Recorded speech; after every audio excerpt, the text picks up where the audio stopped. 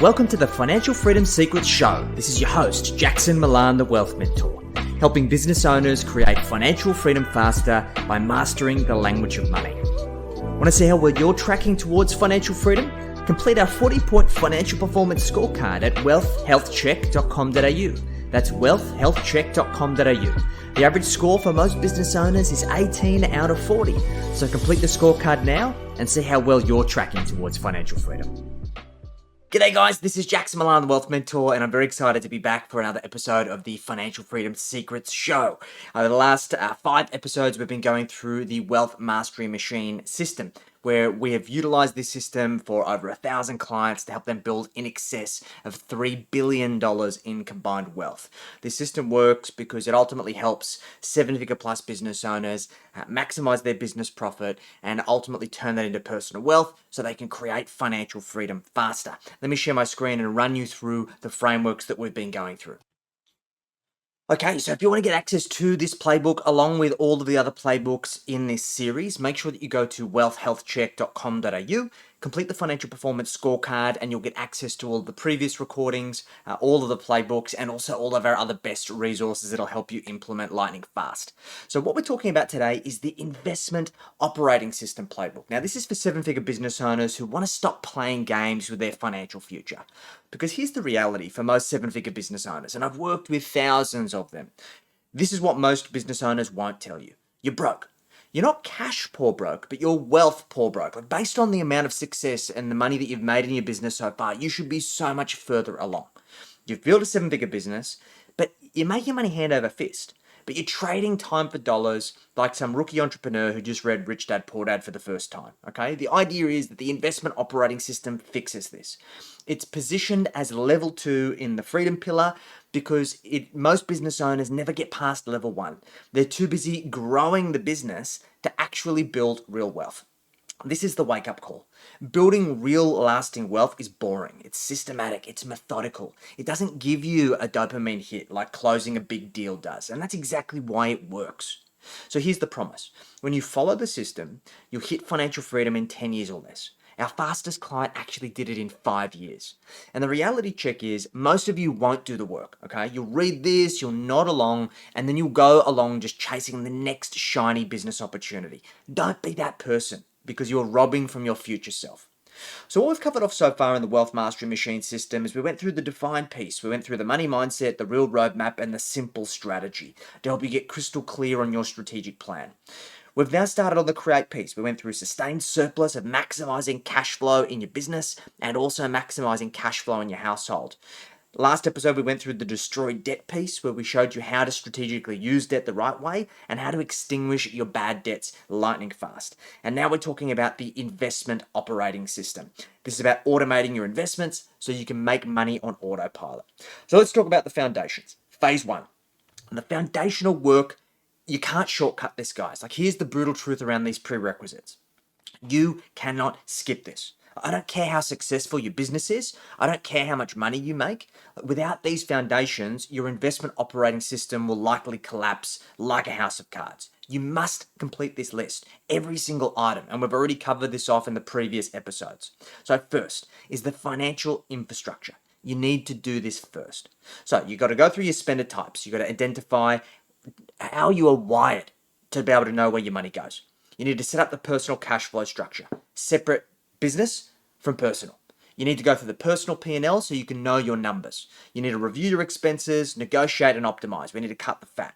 We need to automate all of the transfers. So we establish that so you can remove yourself from the management equation.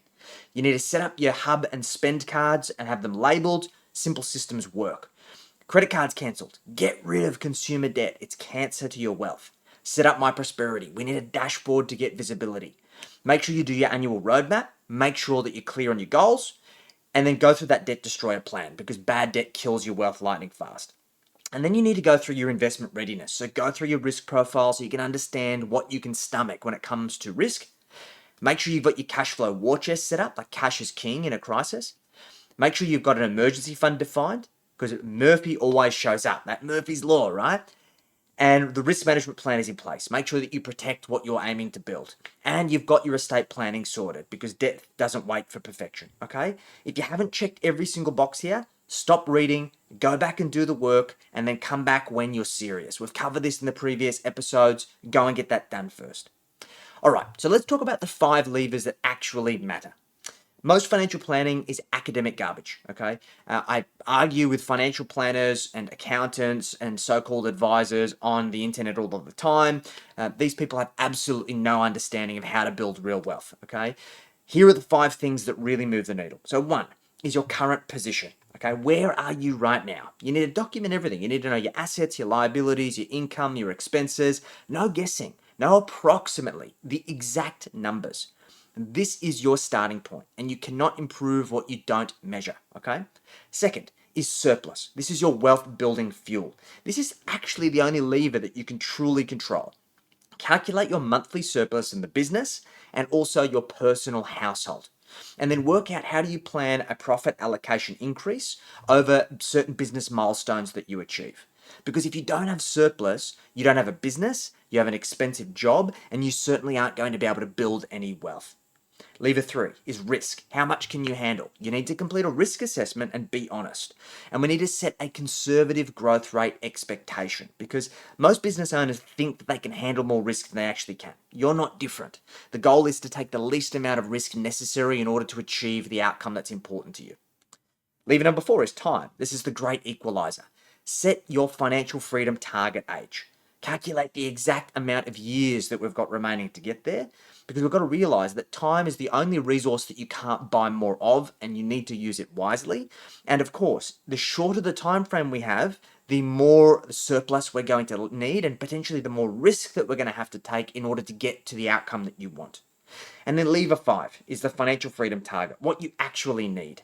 So define the required passive income in today's purchasing power. That allows us to calculate the total wealth target that we need, and that helps you stop guessing. We get the number, we plan to that number. We cover that off in the define section of the real roadmap and the simple strategy. So go back to that and we'll show you exactly how to map all of that out, okay? Now, what we now do is we get into phase 2, which is the system design, because ultimately our investment operating system is about getting us to the financial freedom target based on how all of those levers are working together. And this is where most people fail because there is a systematic way that we ask 7 questions that allow us to build wealth. Okay, we call this the investment operating system. So what we want to do is we want to implement a framework that separates pretenders from real wealth builders. And we need to answer every single one of these questions because it's always one of these 7 questions that we are focused on optimizing. And we need to review this monthly. So we're focusing on 1 to 3 of these core areas as the immediate priority. So question number 1 is always, what can I do to grow my income? So review your business profit allocation milestones. Stop leaving money on the table and plan owner's pay increases systematically. So for most of our clients, they're looking to increase their owner's drawings on a quarterly basis. And we're working towards, we start with quarterly distributions of profit. And once they've got consistency building up in that profit account, we go to monthly distributions. We're always looking to grow income because it's significantly easier to grow income than it is to cut expenses. Now, question 2 is expense control. How do I control my expenses? This is important.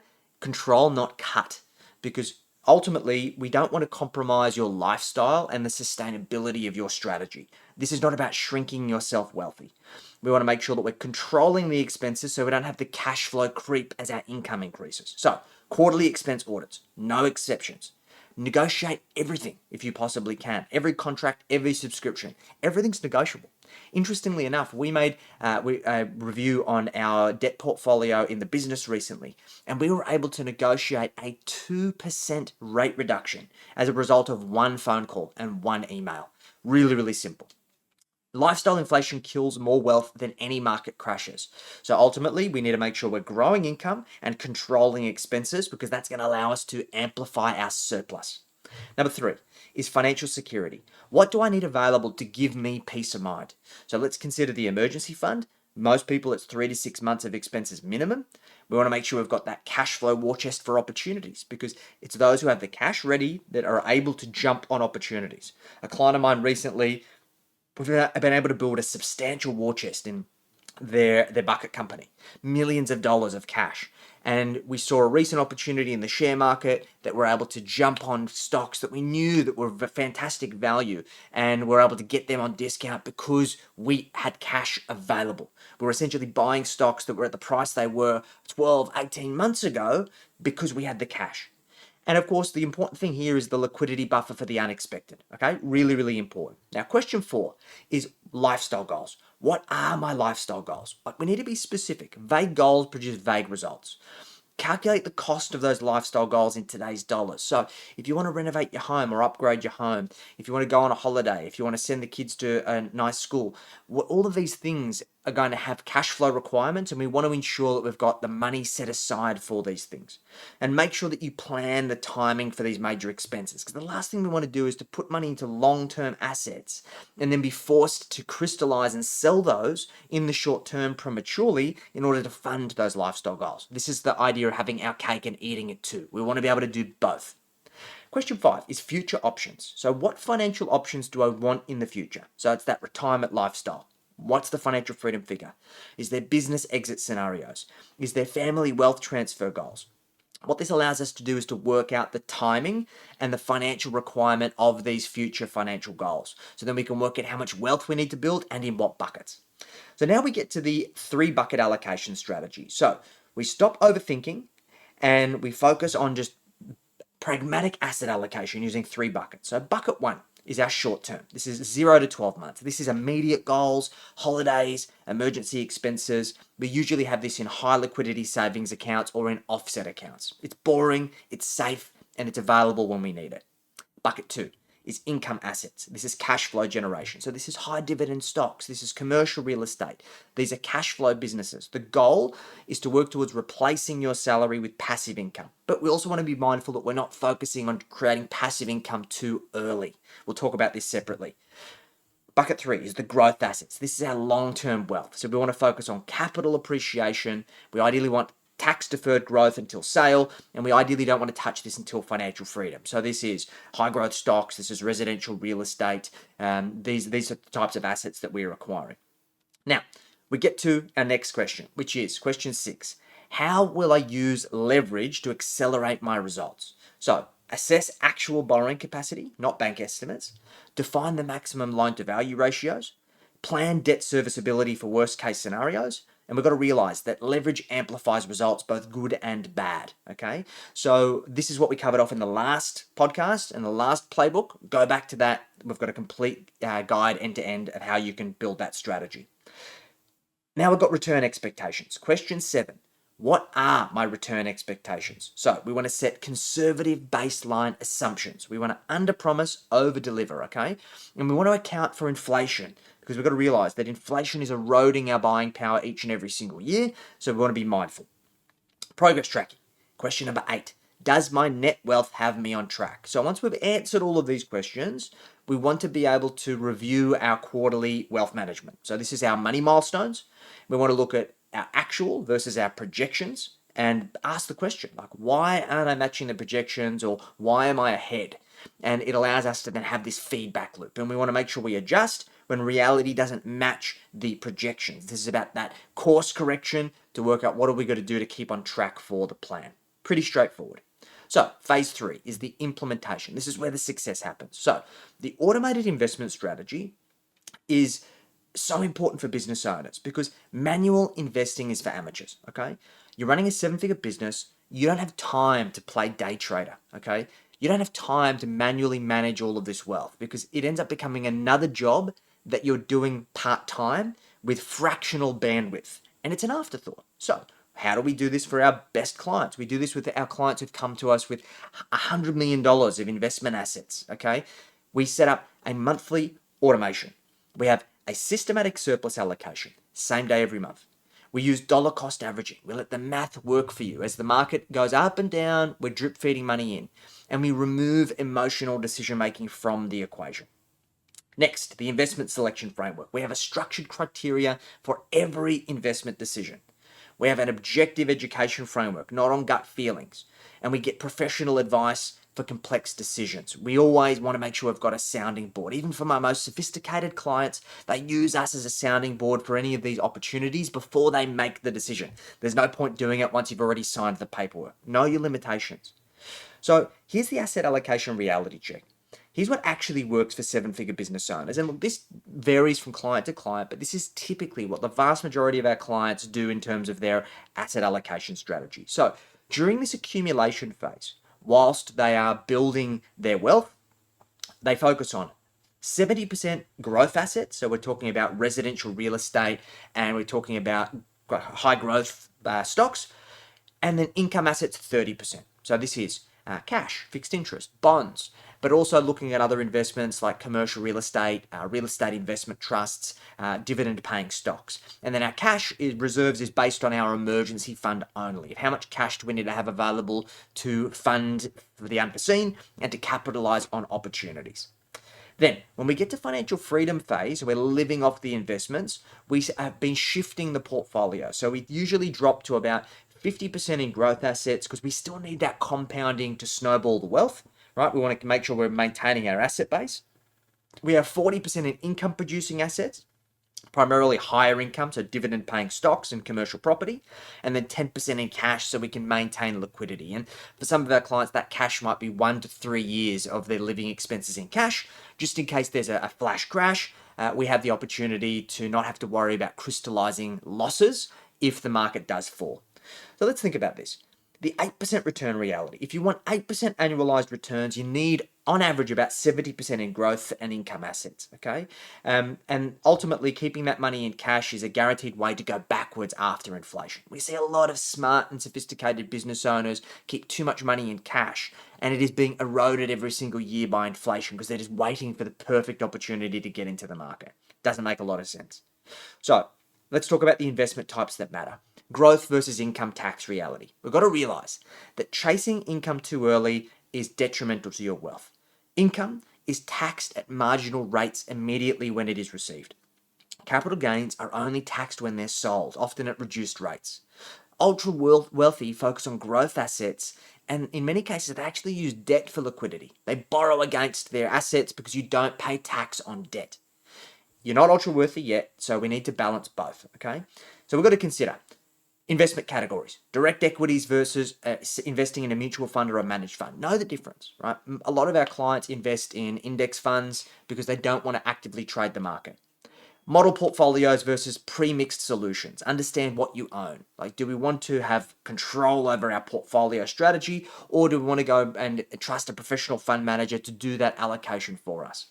The difference between active and passive. So an active manager who is looking to outperform the market after fees and taxes versus an index fund that's completely passive, which is significantly cheaper and on average has outperformed about 80 to 85% of the time. And then superannuation. Don't sleep on super. Using tax-effective wealth building strategies, because there's no other strategy that you can have that by the time you turn 60, if we convert it to pension, pays zero tax on any returns and zero tax on any income that you draw. It can be a phenomenal strategy, but it's important to understand where that fits in with your overall strategy that you're trying to achieve. Now, phase number 4 is the monitoring. This is the discipline that builds fortune. So, monthly reviews. It takes 30 minutes. There's no excuses. Every month, same day, same time, we check the automated transfer execution. We review the portfolio allocation versus the targets. We monitor our cash flow requirements and we make adjustments if needed. Quarterly deep dives. We progress against the milestones. We need to be brutally honest. We do portfolio rebalancing when required. So if one asset is outperformed and it's gone out of the weighting, we make adjustments. And then financial projections are updated. So we use reality to update how we're tracking. And then we do an annual strategic overhaul. We complete the wealth health check. We review our risk profile. We review our asset allocation strategy. We review our estate planning. And then we go through our investment decision framework. So we stop making emotional decisions. We create investment evaluation criteria. So we define the financial metrics up front, because when we look at an investment, we don't want to look at it through rose-tinted glasses. It should be compared against key metrics that either pass or fail. We establish performance benchmarks. We create structured decision-making process, and then we implement emotional control strategies. Because as a business owner, you end up getting given more opportunities the more successful that you are. And some of them can be really exciting, but unless they align with the strategy, there is no point. And in many cases, we want to keep this as boring as possible. And to help with this, we want to make sure you've got the right professional support. So make sure that you're working with a great financial advisor on at least a quarterly basis. You're working through your tax planning coordination. We want to be proactive, not reactive. There's no point having this conversation after 30 June when the tax is already done and you can't implement any strategies to optimize. Estate planning updates whenever life changes, and obviously your investment network of professionals who can bring vetted and researched opportunities to the table that align with your philosophy for investing. Now, there are advanced strategies for serious wealth builders. So when we think about investment property, we do things like special purpose vehicles. We do this for tax efficiency. We do this for being able to access more debt. There are strategies that we do that allow us to optimize this for higher income individuals. But it's important to understand that there's obviously costs associated with this, and we make sure that we are wanting to update this depending on your current situation. And when we think about leverage optimization, we want to define our loan to value policies up front. We want to review our debt serviceability. We want to make sure that we manage our liquidity. And obviously, we want to understand our asset segmentation. So be mindful. Leverage amplifies everything, your gains and your losses. You want to use it wisely. You see a lot of gurus out there that have $50 million property portfolios, and many of those people have almost lost their shirt in the past. So it's very, very important to understand that you are magnifying your risk. So we want to make sure we've got the right liquidity. So let's talk through the quality assurance. Implementation validation. So make sure that you've gone through the foundations. Make sure it's 100% complete. Go through the investment operating system process to make sure it's documented and automated. Go through the risk profile matches against your allocation strategy. Get professional advice, okay? Make sure that you set up your monthly monitoring system and it's operational and it's being used. Set up your emergency fund and war chest fully funded. Get your estate planning done. And then for your performance tracking, make sure that you've got your monthly investment contributions automated. Set up your portfolio allocation within those target ranges. Make sure you've got some sort of net wealth tracking against your financial freedom goals. Make sure you've got your cash flow requirements met without having to sell assets, and then make sure that your return expectations are realistic and being achieved. So let's go through troubleshooting, when things can go wrong. So problem, common thing that we see. I know what to do, but I can't execute. So the reality is the pain of your current situation isn't big enough yet. Most people need a crisis to motivate change. Don't wait for the crisis, okay? What we need to do is just break this down to as small and simple as possible. So we need to calculate the cost of delay. Like, what is the impact of you not making decisions today? Break the implementation down into 15-minute daily tasks. Get some accountability. Like, we help our clients implement this stuff, so we hold them accountable. And start with the easiest item on the list. It's not that hard to set up, guys, particularly when you've got help from a professional. Next, I want to outsmart the market. I see this all of the time. You just can't. Like, stop trying. Every business owner thinks that they are different. You are not. Let me give you an example here. If you go to the Spiver report, which is a report that's done every single year on the performance by region of active fund managers against the index. Let's look at Australia, for example. So over the course of the last 15 years, 85.3% of active fund managers have underperformed the index after fees and taxes. Okay, so it's 15%, less than 15% of the market have been able to outperform after fees and taxes. Let's look at the US, it's even worse. 88% of funds underperform the market, so only just shy of 12% have been able to outperform consistently. And the interesting thing is that in many cases, the fund that outperformed in one particular year is not the highest performing fund the next year. So if these are professional, educated, full-time fund managers and they can't even outperform the market, what makes you think that you have any chance to outperform the market? Even my own personal strategy for the share market is 100% index investing, okay? Keep it simple. The idea here is that every business owner thinks they're different, okay? So complicated schemes fail more often than they succeed. Risk usually outweighs the returns for these clever strategies. And the idea here is my mentor, who was a billion-dollar fund manager, gave me the best piece of advice. He said, Jackson, play with your partner, not your portfolio, okay? We stick to simple, systematic approaches. Next, when should I buy, sell, wait? You're asking the wrong questions. These are symptoms of not having an investment operating system. We need to be systematic. We buy and we invest systematically, irrespective of whatever the market is doing. So the questions we need to ask is, am I contributing consistently to my investment accounts every single month? Is my allocation within target ranges? Are my investments meeting my long-term return expectations? And do I have adequate liquidity for emergencies? These are the questions that you should be asking. Next, my investment properties are cash flow negative. Well, that's not necessarily a bad thing, particularly when you're in the accumulation phase. But ultimately, as you get closer to financial freedom, none of our clients hold residential real estate in significant amounts as investments in retirement because it's not great for cash flow. So you either need to significantly reduce your LVR. So we typically find most residential properties are cash flow positive or at least cash flow neutral at about a 60% loan to value ratio. Target higher yields, 7% minimum. Very hard to get in residential real estate. This is where people start moving towards commercial real estate.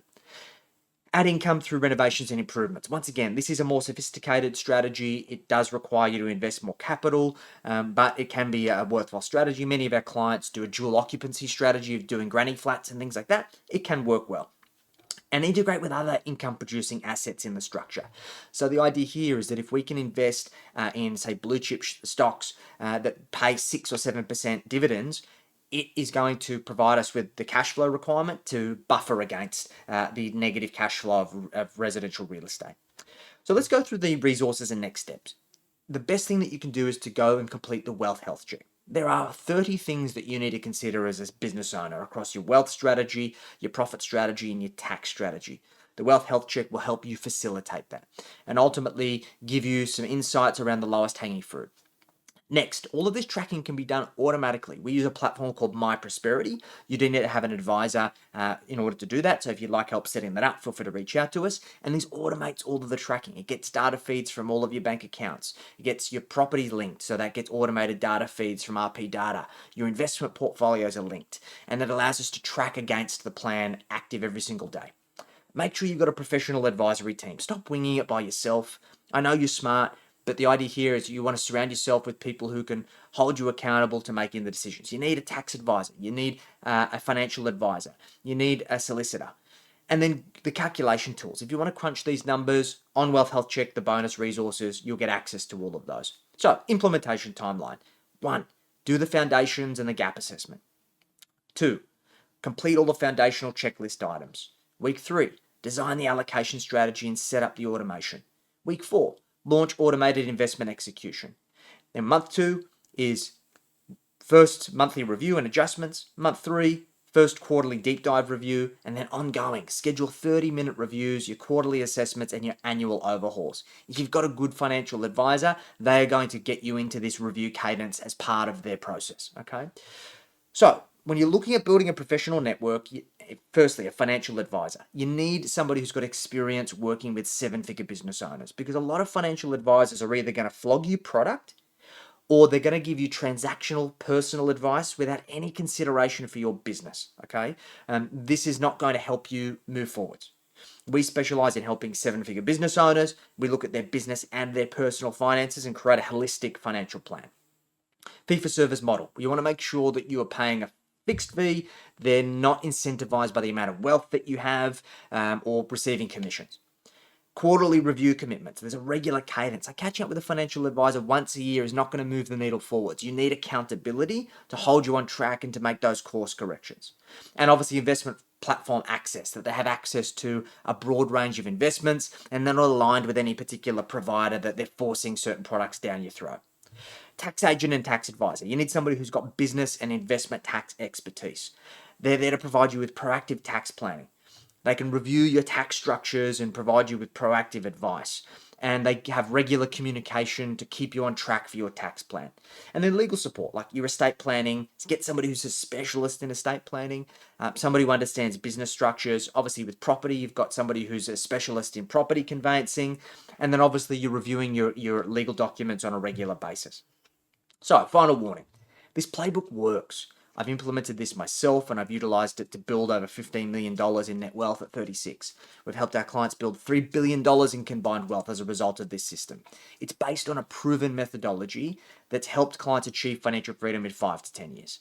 But it only works if you work it. Now, most of you are going to read this, you're going to get excited, and then you're going to do nothing.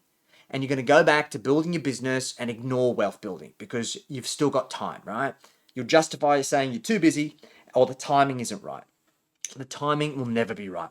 The best time to start was 10 years ago. The second best time is right now. Don't be the business owner who builds $1 million company but retires broke. We see it all the time. Like, here's what happens when you don't implement the system. The reality is you'll probably work until you die. Your business becomes a golden prison. Market volatility will terrify you because you don't have a system. You retire on whatever super you've accidentally accumulated, and your family will inherit a business that's probably worth nothing. They're not going to get real wealth. But here's what happens when you do implement the system. You work towards creating financial freedom in 10 years or less. Your business becomes optional, not mandatory. Market volatility becomes an opportunity, not a threat. You retire wealthy with multiple streams of income, and your family inherits a legacy of financial education and assets that work for them. The choice is yours. The implementation reality check. 80% of people will read this and do nothing. 15% will start but quit within 3 months. 4% will partially implement and get partial results. And 1% will follow the system completely and work towards achieving financial freedom. Which group will you be in? Start today, execute ruthlessly, and build real wealth. Your future self will thank you. Now, just remember, the investment operating system isn't just about making money. It's about creating freedom and making decisions without sacrifice or stress, knowing that you will always have enough. This is a fundamental shift in your mindset because that's what wealth really means. Now, stop reading, start doing. The clock is ticking. Every day that you delay is compound interest you will never get back. Make sure that you begin now. So jump onto wealthhealthcheck.com.au, grab a copy of this guide, get all of the other resources, complete your scorecard, and if you'd like some help implementing the investment operating system, feel free to reach out to us. Love to have a conversation. I look forward to catching up with you for the next episode of the podcast. We're going to get into the manage piece of the equation and start talking about how we magnify our money. Look forward to catching up with you guys soon.